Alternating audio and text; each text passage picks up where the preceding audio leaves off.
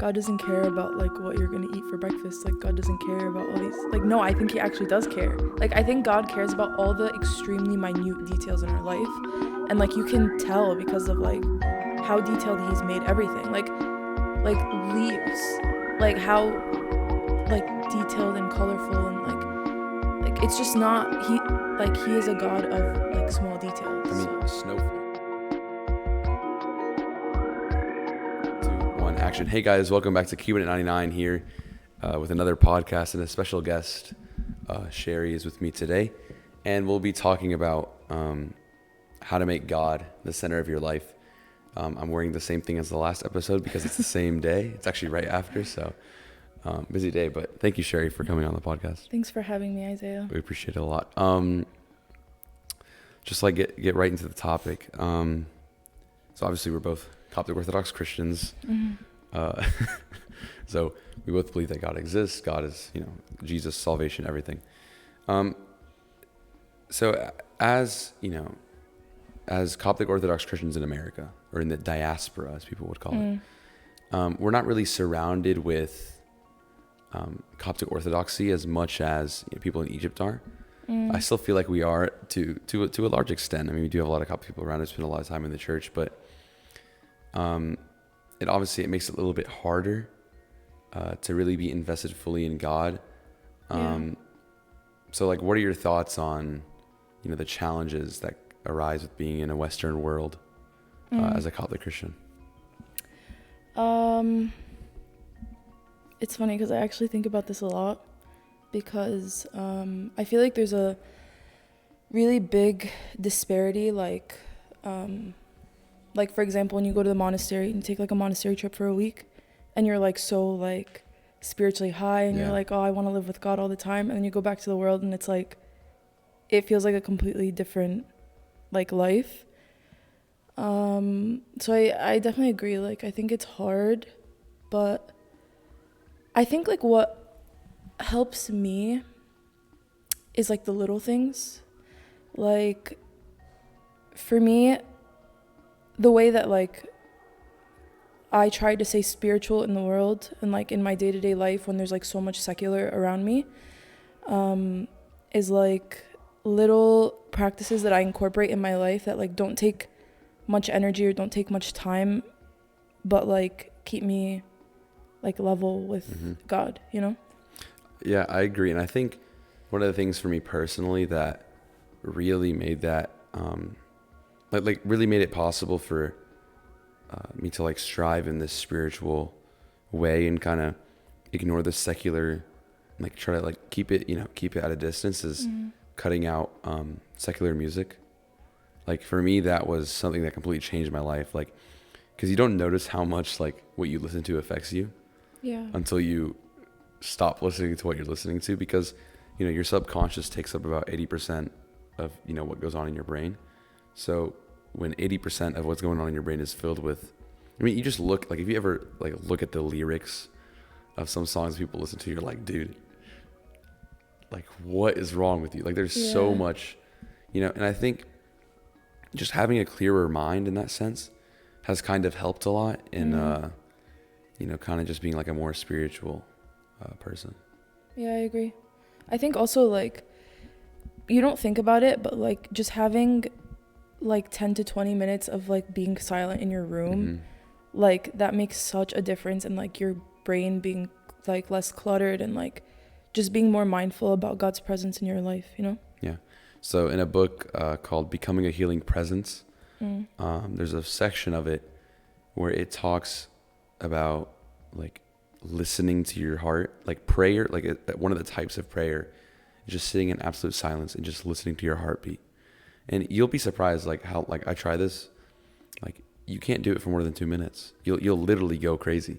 Yeah. It's so hard to just focus in, and you feel like that you're just like transcending, your humanity completely. And it's so weird that like being so still and so silent is just so like foreign to us. Yeah. And it's so weird because like, nature is just like that. And then for us, with like everything we do in the world, to just sit back and just kind of, let things sit is just like, it's so hard to to do it for more than like a minute. Yeah. I actually read a book. It's like one of my favorite books ever. It's called The Way of the Heart by Henry Nouwen.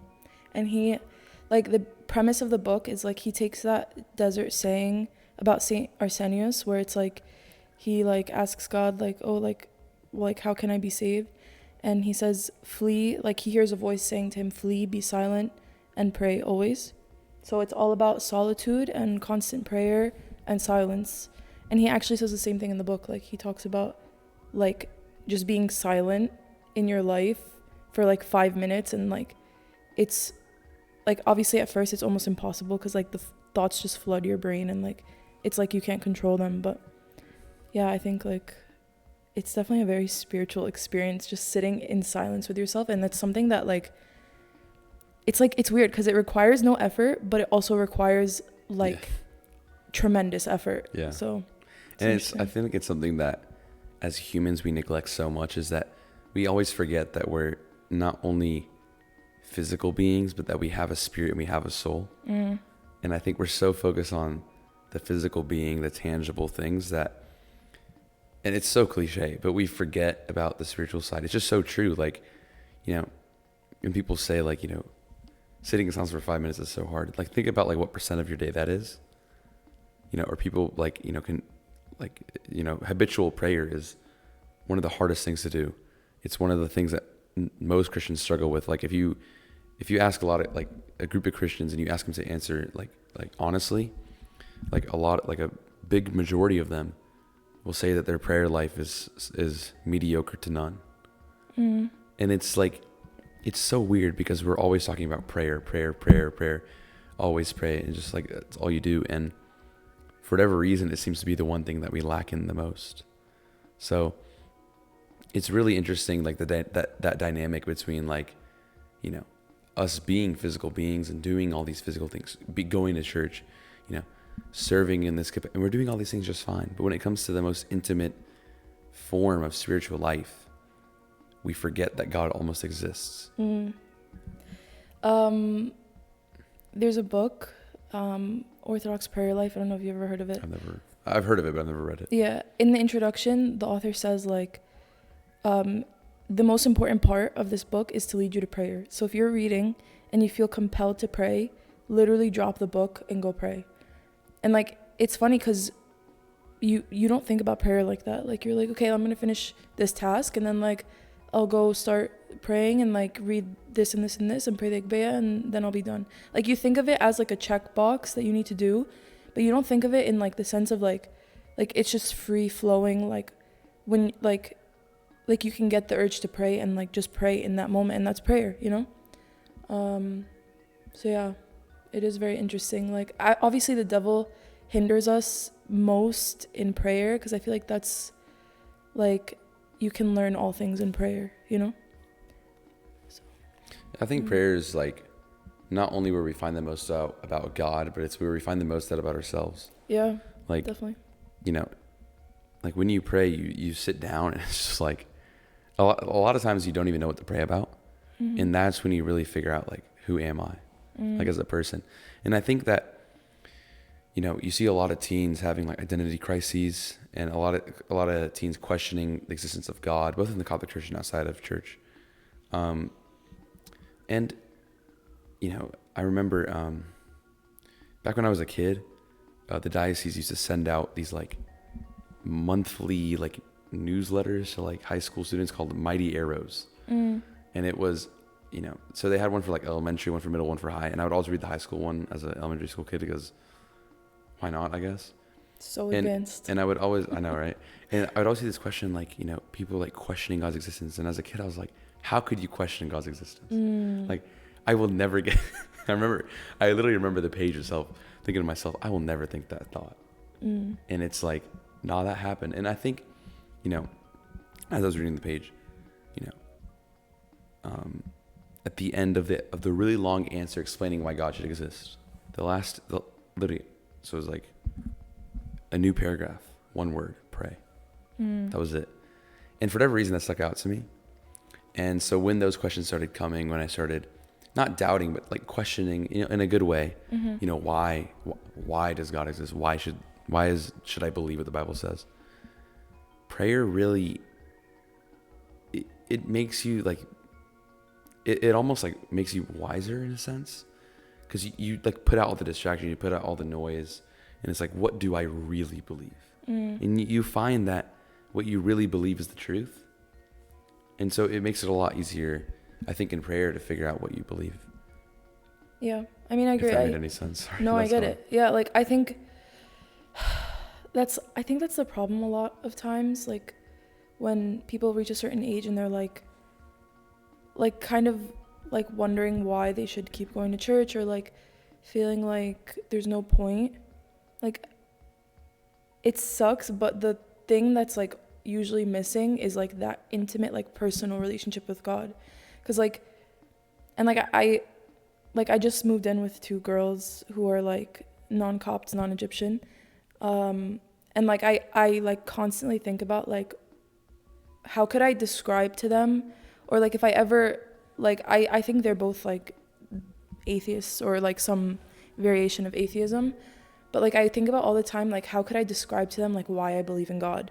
I don't think I could, like I don't think any scientific explanation or like logical reasoning would be sufficient to explain why like I believe in God, and like why I come to church every weekend and like spend so much time here. Like I feel like to them it's like there must be like a concrete reason, but it's just personal experience, like, and that's something that you can't share with someone. Like it has to be experienced like as an individual, like you yourself have to experience God, and that's the only thing that could tie you to him, you know?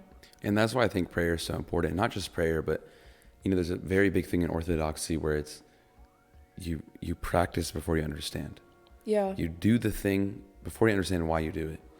And it goes because you like, if no matter what I tell you about why you should, go to communion or take communion, why you should confess, why, no matter what I say, why, you'll never understand, what it really means or how it really affects you until you do it.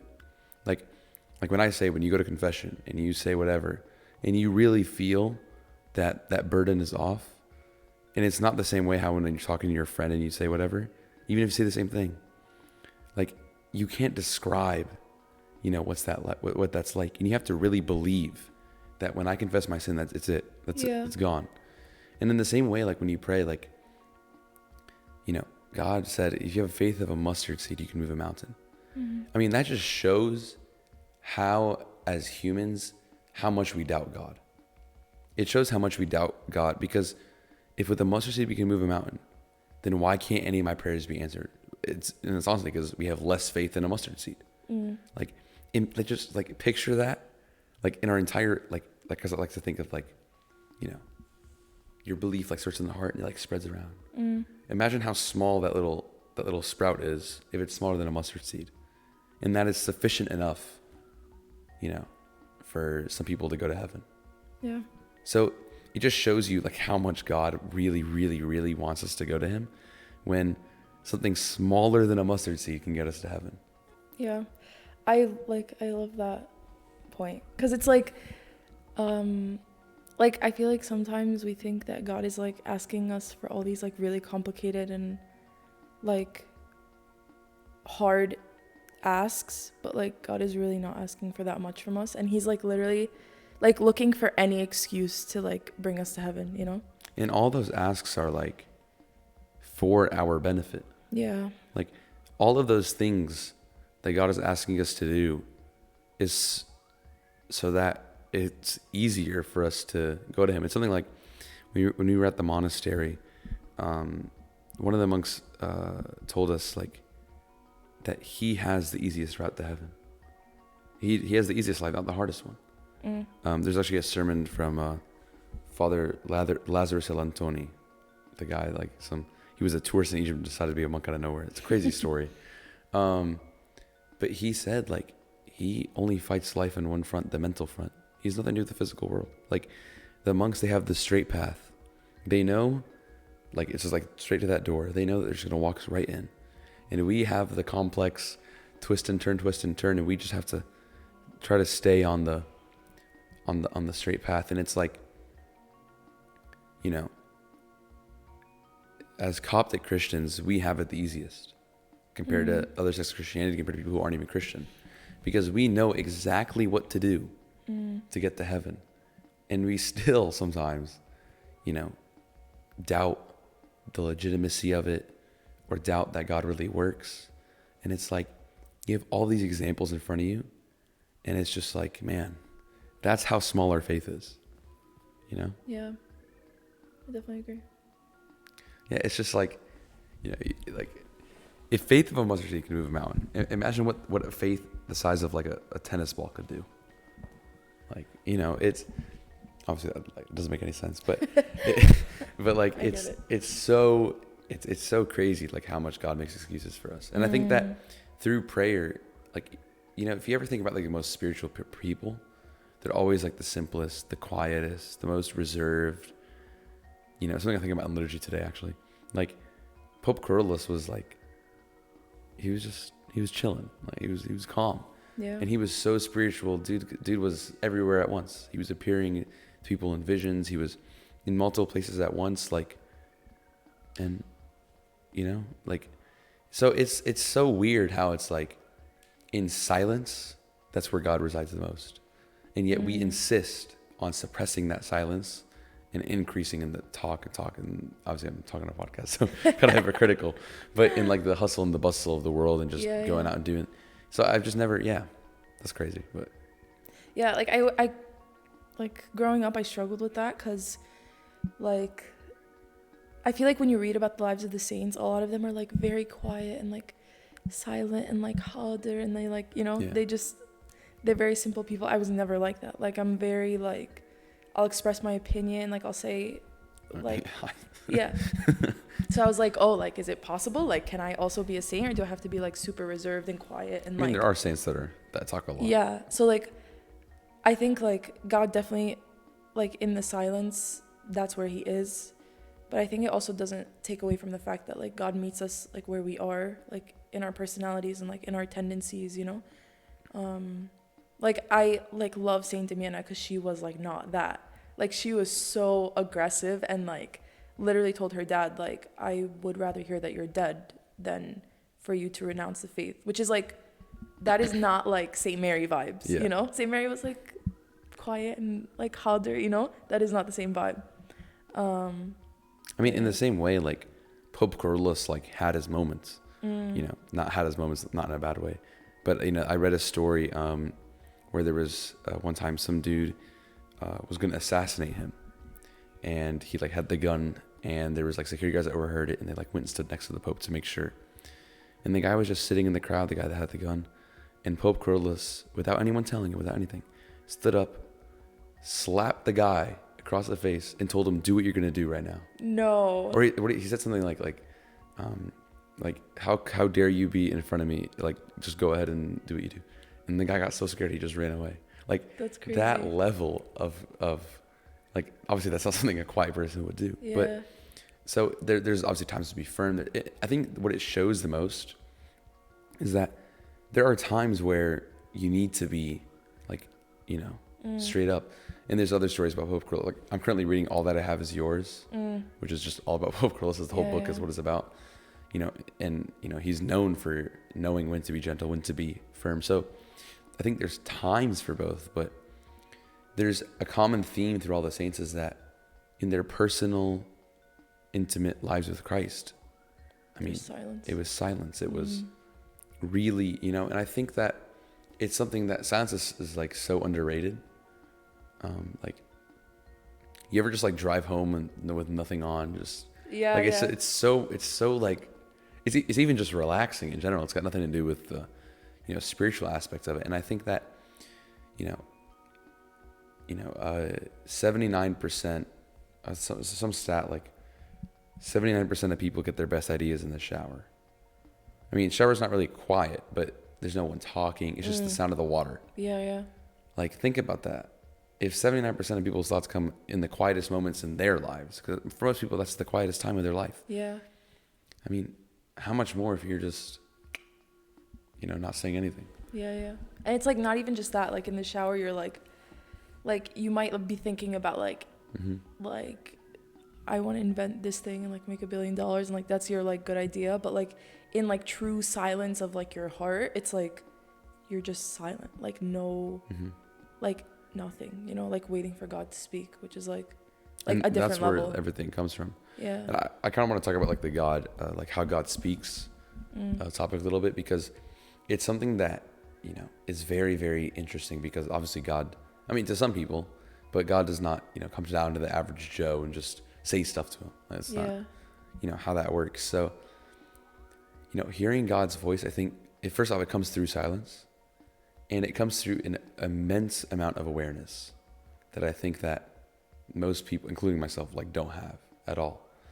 I heard before Abuna Nate one time giving us a little, at a retreat, giving us a talk, and he said that, you know, God's voice throughout the day is like pieces to a puzzle, except someone took a leaf blower and blew the puzzle everywhere. You know, you might get something from your dad in the morning, from some random kid at school you never talked to in the middle of the day. You might get a couple pieces, you know, from your bus driver. You might get a piece from, you know, from something you read in your school book. And it's like, what are you talking about? But if you really think about it, like the amount of awareness that takes to take this and put a puzzle together.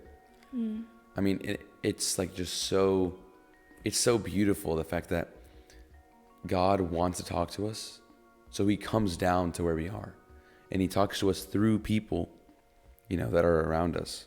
And it's so many times we just want God to just like straight up just tell us, when it's like he is, we just have to like look for it. And I think that it kind of plays in our favor, because if we were told, you know, all the time, if we were told all the time what God's will is for us, you know, we wouldn't have any free will. We have to choose to align our will with God's will. So if we choose to listen to what people are telling us, then we can choose our will to align with God's will, instead of being like, oh, what's God's will? You know? Yeah. I mean, I think also what's nice about like what you said is like you can also choose to see God in everything, or you can choose to not see him in anything. Like you can go through your whole day, just like an average day at school or work or whatever, and like come home and have had the most spiritually enriching day, or have the same exact day but like just like feel like you haven't seen God at all. And I feel like that's all in our power. Like when you like choose to see, like for example, like coincidences, or like if your bus is late and you're like late for class, like you like can choose to like spiritualize that, or like see God in that situation. Or you can just like see it as an inconvenience, and like your day is like already off to a bad start, and it like puts you in a bad mood. But like I think that's what's so nice about like, and that's what's like also like in a monastery, it's like different in that sense. But like in the world, like you can choose to see God in like all the mundane, like secular things. You know what I mean? And I'll say, like, even in from an academia perspective, I mean, you sit in biology class, like just think about like how a cell works, like what, like that's, God did that, like that's crazy. You know, you think about, you know, calculus and the way how physics works, and you just sit there and think for a second, like God had all this creation to do, and he sat here and he, you know, made sure this detail was correct. Like, it doesn't make any sense, you know? And even when you look at, you know, scientific theories of, you know, because science backs up God to a certain extent, except there's a faith aspect. But everything that's scientifically proven by science backs up God's existence and what the church says and everything. But that's another story. But like, even you think about like, the universe is expanding, like what, like you can't even like, that doesn't even make sense logically. Like your brain cannot process that information. So just to think that God is doing all these things simultaneously, eternally, forever, the past, the future, the present, all at once. Time is so, you know, intertwined. Everything falls, you know, for us at the right time. Like, how does that work, you know? I was literally just at the aquarium with my friends, and like I was like we have a good aquarium in New Jersey, but like the one in Georgia is like I mean, crazy. it's the world's biggest aquarium. But I like didn't know that, but I was shook like going inside, and like me and my friend Mina were like walking through like just like a normal like fish area. Like there was no like big animals or anything. It was just normal fish, and we were looking at the fish and how like detailed they were. Like these tiny fish are so like intricately detailed, and I'm like, why? Like it tells you so much about God that like these fish are so detailed, because it's like, what, like why would he even bother? I mean, go to a microscopic level. I mean, yeah, the atom itself, the nucleus, the proton has components to it yeah, that somehow make it like, you know, it's crazy stuff like that. I mean, the way how DNA works, the way how, you know, DNA gets replicated with RNA, and like yeah. if you really think about it, like it doesn't make sense. And it's like, I think like I hear people say all the time like, oh, like God doesn't care about like what you're gonna eat for breakfast. Like God doesn't care about all these. Like no, I think he actually does care. Like I think God cares about all the extremely minute details in our life, and like you can tell because of like how detailed he's made everything. Like leaves, like how like detailed and colorful, and like like it's just not he. Like he is a God of like small details. I mean, so. snowflakes. Yeah. Like there's literally not two snowflakes that are the same, or maybe that's been Yeah. disproven. I don't know. But even if there are two that are the same, how many snowflakes have fall? Yeah. Like, you know, it's crazy to think that God created, and then it goes to the question. People are like, "Oh no, God didn't do that." It's like, okay, sure, you know. Yeah. I mean, I don't know, like I just feel like every encounter with nature, like anytime I'm on a hike or like just on a walk or like in the ocean or whatever, like I feel like it's all, and like this is in the Wisdom of Sirach too, which is like the Bible's timeless.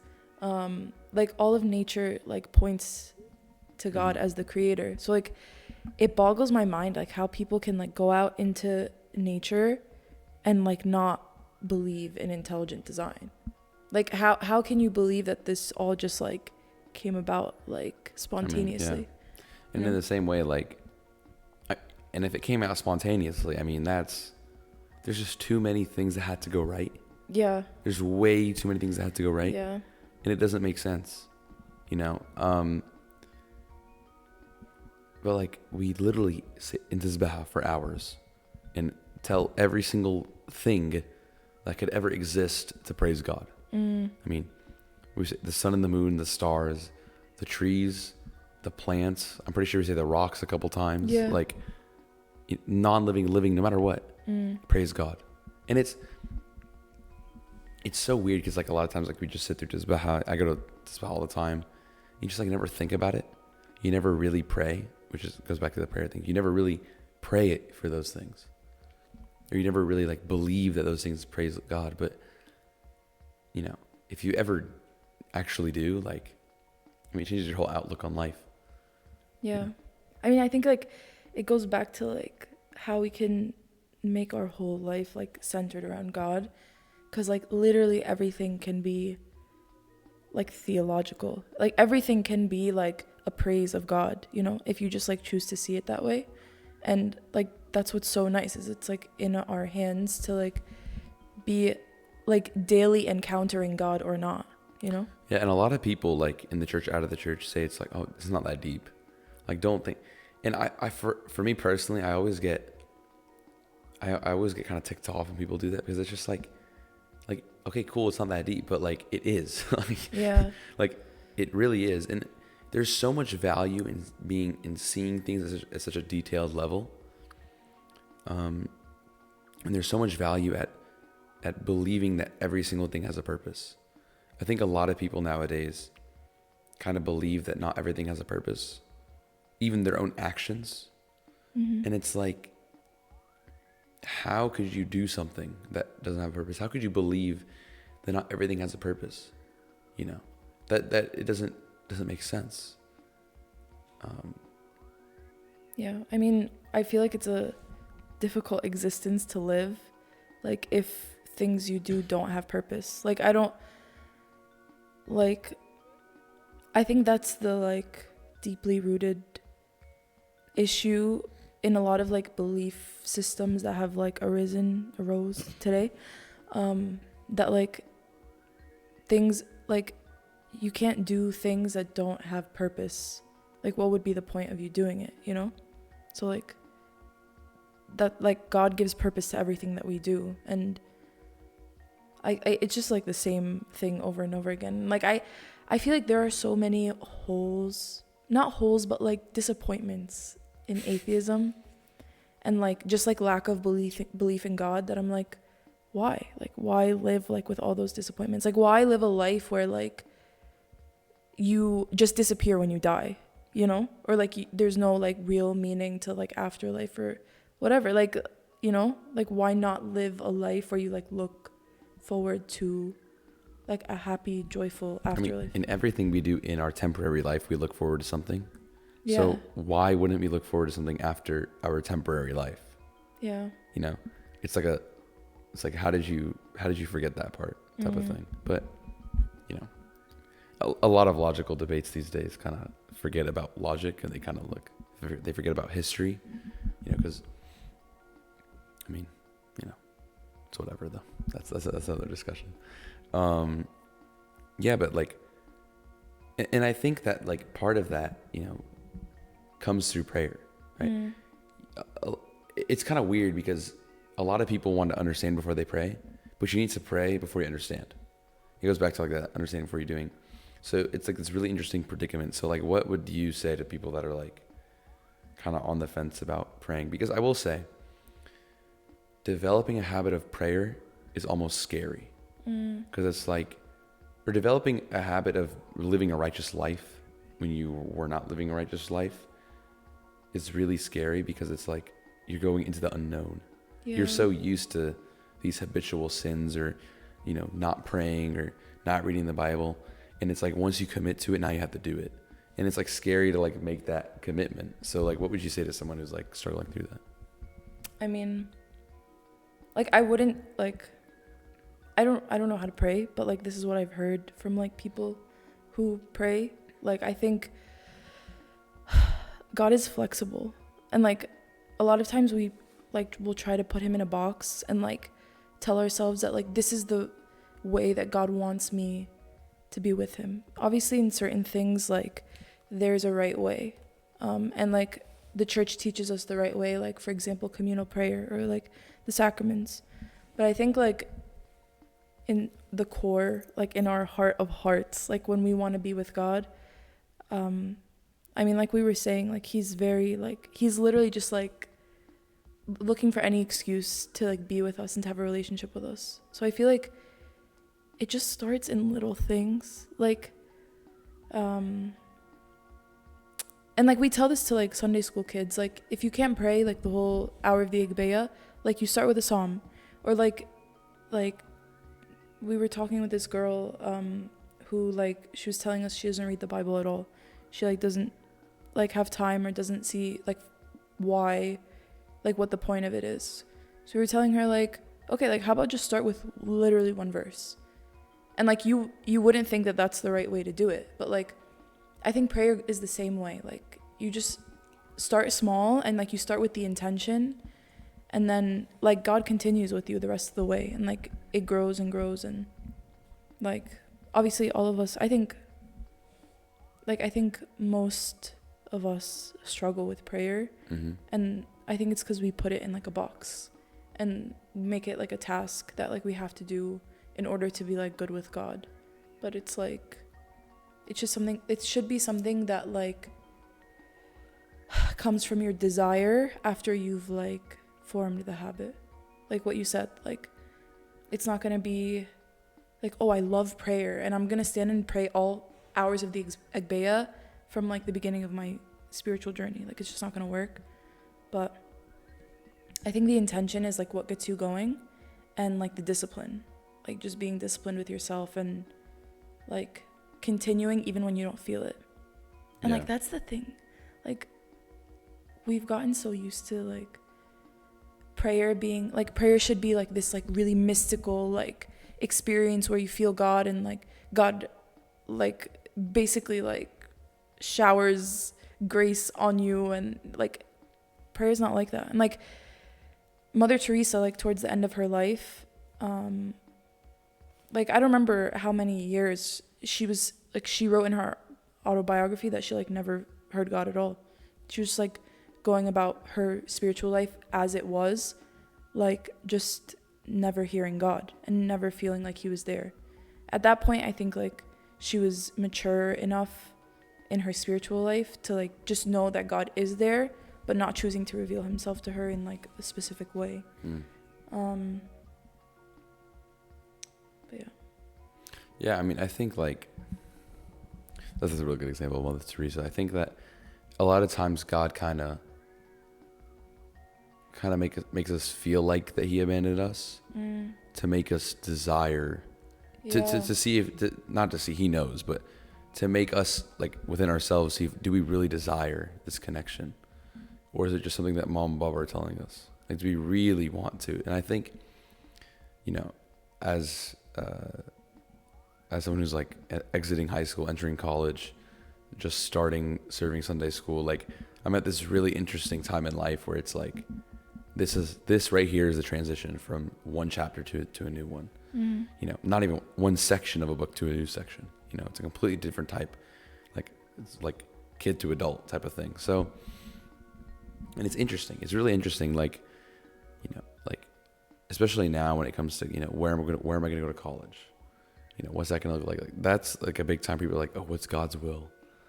And for me, like, I feel like what's God's will is going to be obvious.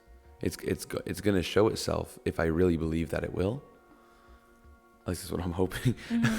That it's you know, and a lot of people, I don't know, I think they look too far into it. They try too hard to look for God's will, if that makes sense. Yeah. That they kind of forget that, you know, they have an intellect and that they can figure out what God's will is. Yeah. I think like we as Christians overcomplicate God's will too, because like it's like, and like Abuna Anthony Paul has like a really great talk about this, about discerning God's will, and like he says in that talk, like God is detailed and God is interested in detailed, but he's not a micromanager. Like I think you're right, the things that God like really wants from us, like the path that like God needs for us to go on, like for example, like I don't know, like Dr. Magdi Yaoub, that like famous heart surgeon, like I think any path that he took would have led him to like, you know, to the level of success and and like to like being like someone who heals or someone who helps people, and like either way, like any way he would have went, that's, I think God like needed him for that role, you know? And like St. Paul, like literally nothing in his life was pointing to God, but like God needed him for this role. So he was like, stop, turn around, like we're gonna change direction and I need you to do this mission for me. So like I feel like in the things that God needs from us, he makes it abundantly clear, like you can't avoid it. But like, for example, like what college you want to go to, like I think there are some things that like God is like, all right, like do your thing, like I'm with you, you know, like as long as you're someone who is like searching for God's will and like trying to live a spiritual life, like I think there are some things that God's just like, do you and I'm with you, you know? So I really like that, like God's not a micromanager point. I really like that, like the you know, God, all he wants from us, like whatever your role is, it kind of goes back to like what St. Paul said in his letter. There's some teachers, some this, some that, you know, those are, when you look at the roles themselves, they're pretty broad, right? Like what he's stating is pretty broad things. And it kind of makes you think like, yeah, like why would God care where I go to college? Like that doesn't make sense, because that would incline that God needs someone who's super educated and, you know, or if it's go to the best school or whatever it is. I mean, you see his disciples, like they were not anywhere near educated at all. Yeah. I mean, they, you know, I think it goes back to like being aware and like always thinking about like what messages God is trying to send you. So like it could be that like God doesn't care what school you go to, but like, you know, maybe moving away from home, like maybe going far away from home for college isn't the best spiritual decision for you. And like I think God would make that clear, not you, but like in general. Yeah. Like God would make that clear like through your parents, maybe your parents are like, you know, maybe this is not the best choice, or your friends, or like your spiritual father, and like all of these things, and like the sense of peace inside yourself. Like making a decision like has a lot to do with peace. So all of those things combined, like I think is the way that God speaks to you in a situation like that and makes clear to you that like this is not the right decision.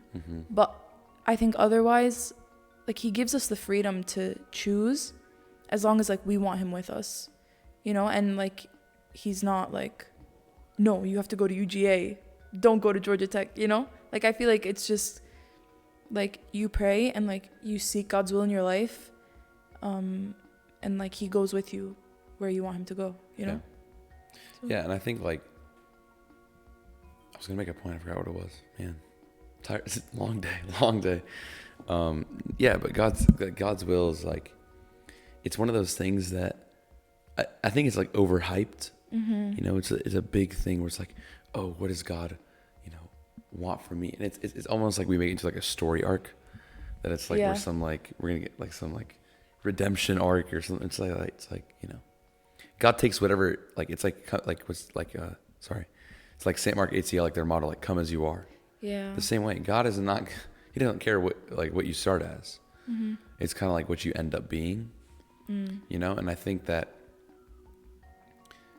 any path to, you know, anything is worth it. Like you look at, you know, millionaires, billionaires, they're all different. Like Elon Musk versus like Jeff Bezos versus Bill Gates. They all had a different path, but they all have the same result.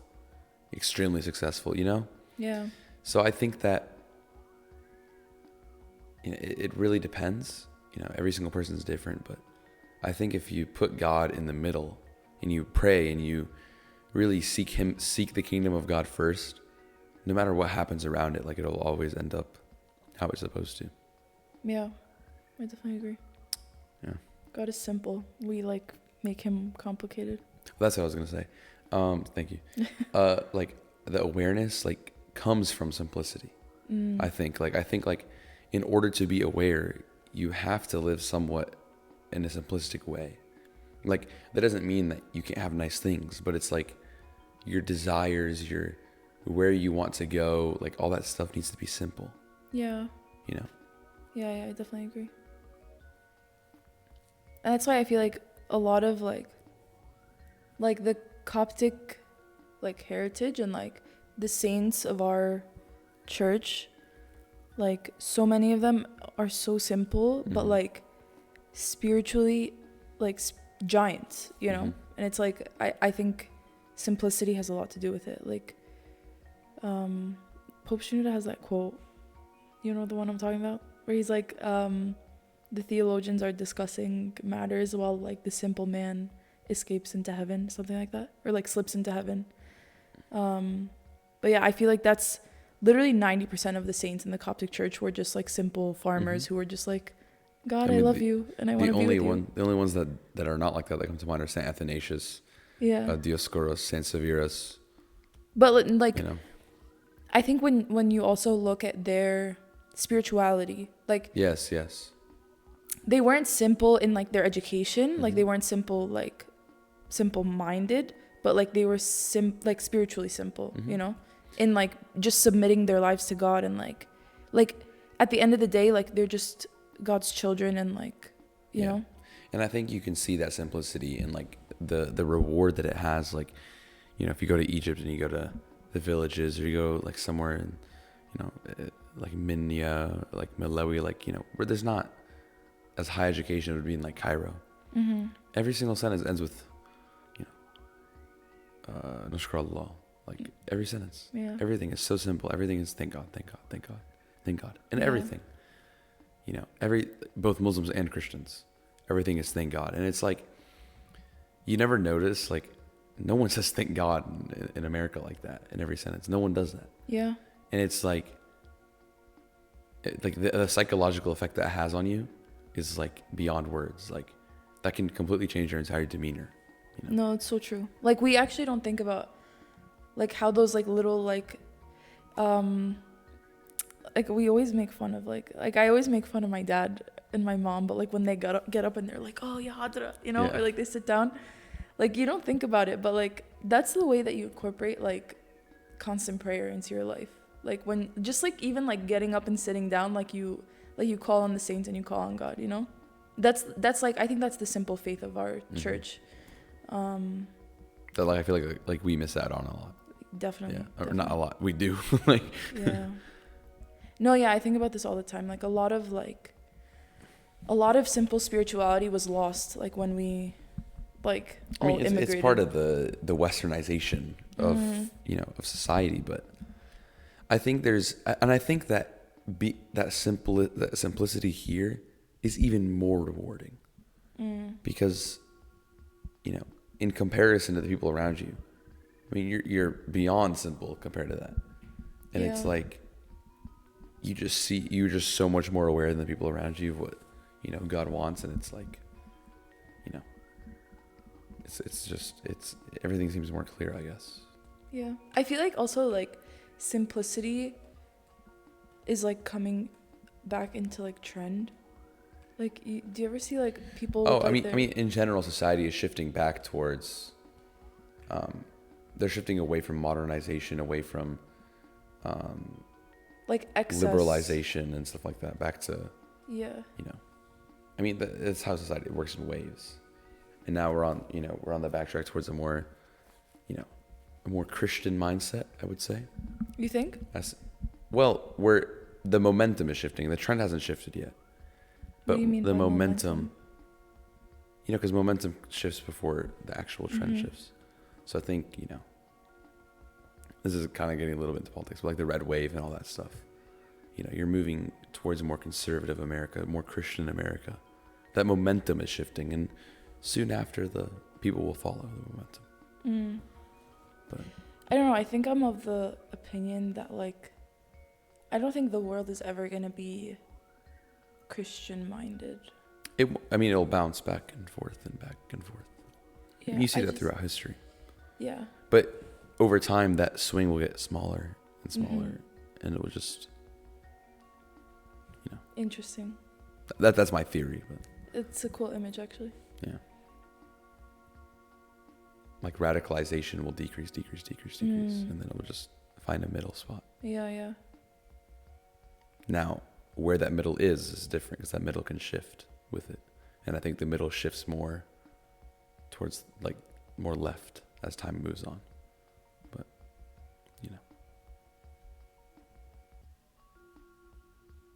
that's just some food for thought.